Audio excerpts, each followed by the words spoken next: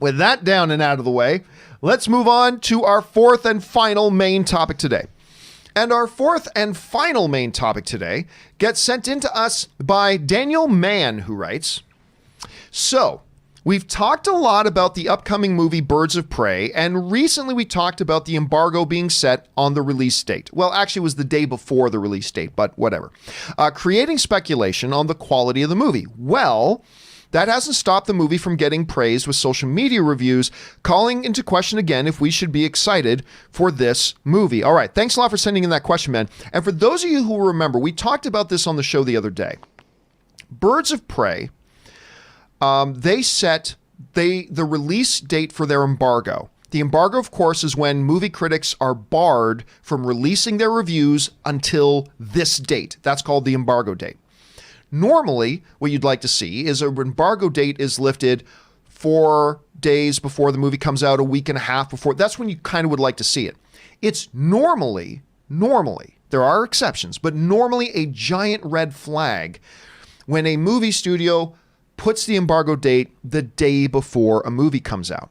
However, what we talked about on the show the other day was there's a big extenuating circumstance to this one, though, in that they are barring the critics from releasing their full reviews until the day before the movie comes out. However, they were lifting the social media embargo. Now, the social media embargo is a little bit different. That's them telling the critics that you're allowed to give a quick thought or reaction on Instagram, Twitter, or whatever. You can give a quick reaction to the movie, that. And I said, that is actually significant, that they're lifting the social media embargo on the evening of January 29th, which is well before the movie comes out. So I said, normally, review embargoes the day before, big red flag, but they are releasing the social media review embargo, so let's see what happens. Well, now we know what happens. People actually really liked the movie. Mm-hmm. They really liked. Now remember, full admission here, I have not even liked the concept of this movie. I didn't think the trailers looked any good. But I felt the same way about the Harley Quinn animated thing. And then I watched the Harley Quinn animated thing and I loved it. So I'm like, oh, who knows? Let's see what happens. Well, apparently now the reviews are coming in here and they are looking solid. Here we are looking at Rotten Tomatoes right here.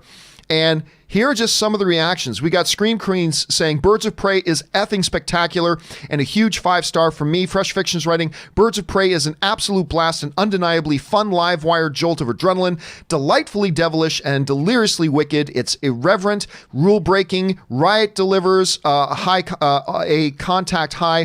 Fansider writes, absolutely blown away. Mashable writes, Birds of Prey is a solid breakup movie with a soundtrack that slaps. We get a rare glimpse into the rich inner life of a female supervillain, and it actually delivers on what was promised in the trailer. Tribune writes, Birds of Prey is a totally campy and brutal carnival ride, a colorful, chaotic, and cheeky blast. The Playlist writes, a rockin' kick-ass good time. And Forbes writes, it's a bonkers, bananas crime comedy and a genuine party movie. And it goes on, guys. It goes on. And I got to tell you guys, color me pleasantly, but absolutely surprised. I mean, this is great to hear. Now, of course, look, we have seen early social media reactions come out that have been really positive sometimes to movies that, quite frankly, didn't turn out to be all that good. It's happened. Not the majority of the time, but it's happened. So let's keep that in mind. But Aaron, this is again a great example of why I always tell people it is great to form your expectations and predictions as to whether you think something looks good, whether you think it will be good. Right from the concept, I said, I don't know if this was a smart idea to make this movie. The trailers have not looked good to me, but you got to take all those expectations and leave them at the door when you go in and see the movie and just judge the movie on its own merits aside from your expectations. And that turns out to be some of our favorite movie-going experiences sometimes. Now, look, I don't know if Birds of Prey is good or not. I didn't go to the press screening, all that kind of stuff, so I haven't seen it yet. I can't say. I don't go to many press screenings these days. Usually only if they're really super close. I've gone to like a ton of press screenings with you. Well, there were two I was particular. You've gone to, like, one was Dr. Dolittle, because I really was incredibly curious to see what Robert Downey Jr. was going to be in his first movie outside of the MCU. Is the embargo lifted on that yet? Yeah, long time ago. Oh, okay.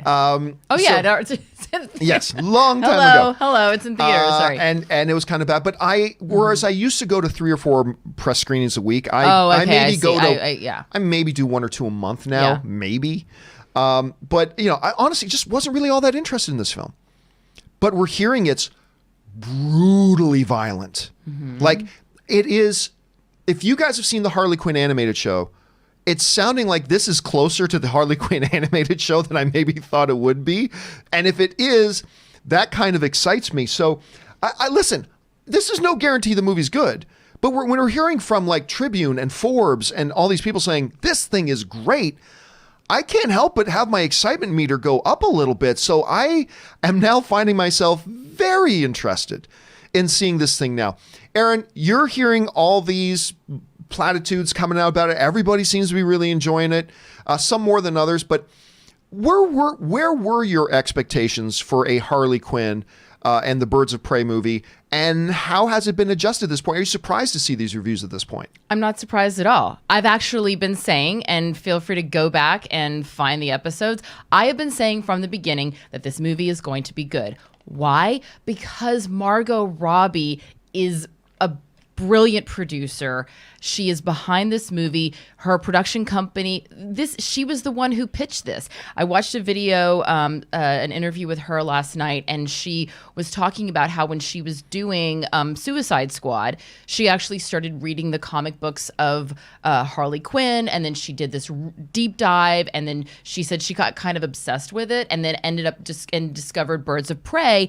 And she said, there is this fallacy that exists in our industry that thinks that women don't like violence, that think that women don't like action, that think that women don't like these things, and therefore not only don't want to do them, but that if you show women doing them, that audiences won't like it, and specifically female audiences won't like it. And she said, and that's just not true. She said, I love action films. I love violence in film. And so I really wanted to bring this concept of Birds of Prey to the screen. So the simple fact that Margot Robbie is so passionate about it, and that she's using the source material of the comic books, she was also the one, it was her production company that did I, Tonya. Not only did she star in it, good. She developed it and she produced it. So I've always said that she was going to, I worked with her on Pan Am way back in the day before any of this, and she was really smart and excited about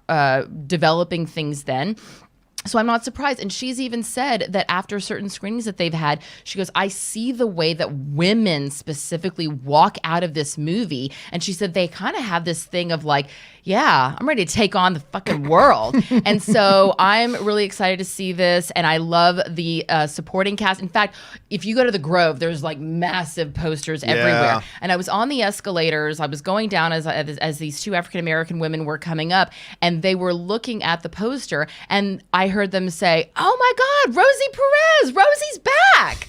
I love Rosie Perez. Yeah, Rosie Perez. And then, Janae Smollett-Bell. There's a really exciting, dynamic, very diverse cast in this film. And Margot Robbie is promising us lots of action and lots of violence and also lots of fun. It's really colorful. It's sort of something that like I would want to sneak into as a 13-year-old. Right. I think it's something I'd like to sneak into. And as a 23-year-old, I'm very happy that I'm now old enough to go. Look, and I think there is one other element to this that I think it kind of goes beyond just this movie in and of itself. And listen, I'm thrilled to hear these reviews. I hope I like it as much as a lot of these people do. I don't know that I will, but here's hoping. And it's really good to hear. Faith. I love this cartoon show that they're doing, so there's that. But it brings up a possible larger issue here, and that is this. If Harley Quinn does end up being as good as a lot of these early reactions are saying, and we like it as much as maybe some people are now thinking we might, let's take a step back and look at the larger picture of where DC is at right now. There was a large number of years where DC was simply seen as the really, ugly step cousin in the comic book movie world, trailing so far behind Marvel and all this kind of stuff. Walter Hamada came in, took over, and where are we at right now? if this movie, let's go on the assumption, and it might not be, I'm just saying, let's go on the assumption for a second that maybe this Birds of Prey movie is as damn good as a lot of people are saying it is. Okay, let's just assume that for a second, for the sake of argument. That means they will have had Aquaman make $1 billion. Aquaman making $1 billion and people enjoyed it. Shazam was a fan-fucking-tastic comic book movie. I love Shazam. Admittedly, more than most people, but I thought Shazam was amazing. I love Shazam. Now, let's say this Harley Quinn movie is as good as everybody's saying it is. Now you're going to have Harley Quinn. That's 3 wins in a row. And I am just operating on an assumption that with Patty Jenkins directing it, Wonder Woman 84 is going to be the 4th in a row. Mm-hmm. We are talking about critical and audience and box office. Well, we'll see what happens at the box office with this, but 4 wins in a row, like 4 significant wins in a row for Warner Brothers with their DC properties. Are you counting Joker? And I'm not even counting Joker because it's not part of the DCU. Which is, okay, if you let's bring Joker into it then. Another $1 billion film. Yeah. Another $1 billion film. But I honestly don't know if Walter Hamada had anything to do with the Joker film, but whatever, let's just take that in there anyway. There is such a shift has happened now in the whole narrative about what is DC in this landscape of comic book movies compared to Marvel. It has taken some time. And again, maybe Birds of Prey sucks, but if it doesn't, we are starting to see this shift in the landscape that I think is fascinating. And we're starting to see DC really start to carve out for themselves how they are different from and distinct from Marvel films. And so now, again, all this is predicated on hoping that Birds of Prey is as good as we hope it is. But it's, I'm now suddenly excited to see this movie.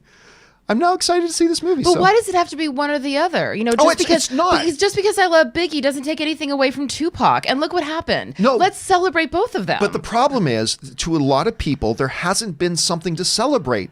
With the DC right now. I have personally liked all the DC films. So you're just saying, take Marvel out of the conversation. Yes. The brand, because I like to look at it as by itself without having divisive on its own. Right, without having to compare it to what Marvel is doing. Yes. Because, Marvel's doing great things, yay Marvel. But if DC themselves, if the DC universe was struggling because they just weren't able to find their market and create product that people wanted to see and got really excited about it, that is in and of itself. They're eating themselves, regardless of what Marvel is doing. But I love the idea that both DC and Marvel can both entities can be putting out exciting, dynamic, action-filled, just the audience wins. Absolutely, we just get more and more product that we can consume. The problem is that even like Marvel aside, the DC films have, despite the fact that I've liked them, the DC films have been really divisive up to a point. Mm-hmm. And then that divisiveness just gets highlighted when you've got another guy next door in Marvel making films that is blowing up fan reactions and the critics and the box office and everybody's loving it. It just kind of accentuates the negative of what's going on over here. Well, I feel like DC has also just been a bit of a bit of a snooze fest of using the same characters over and over whereas conversely, Marvel was bringing up, even though they had their, we know you have, the guy. Iron Man? Iron Man, thank you. I kept wanting to say Aquaman. You have Iron Man. But they were always bringing in new characters that would kind of be a little shiny object over here, like, and they have something new. And I wanted more of that going on with DC, and I feel like they're giving us that now. Yeah. Although lots of shiny objects. In DC's defense, though, they do have the best superheroes. I mean, when it comes, at least when you talk about, look, Batman and Superman are it. If you want to then go Trinity, there is no more iconic, and there never will be a more iconic female super. I don't care what Marvel does than Wonder Woman. Agreed. You've got the holy trinity of superheroes there: Batman, Superman, Wonder Woman. So yeah, they've leaned into that a little bit, but I get why. But then they moved away from Superman. We don't even know when Henry Cavill's coming back. But it just seems like right now, guys, under the Walter Hamada administration, DC seems to really be redefining themselves and knocking out win after win after win. Question is, what do you guys think about these early reactions and reviews to Harley Quinn and the Birds of Prey? Are you excited about it? Are you like, no, I'm not going to pay any attention to it. I'll just wait and see it for myself. How are you feeling about it right now? I'm kind of excited about it. Jump down to the comment section below and let me know your thoughts. All right, guys.